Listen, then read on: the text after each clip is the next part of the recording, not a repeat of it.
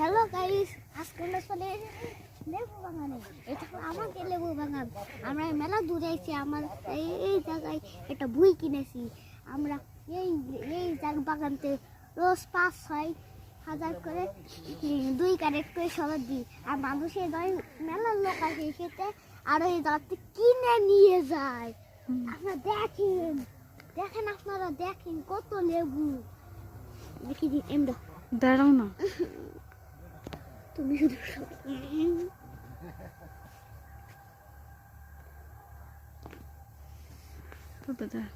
যাও।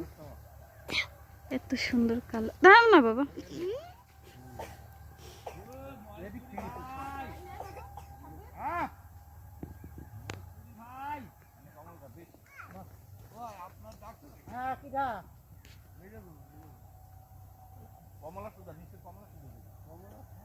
মহেশপুরি ভাই করছে।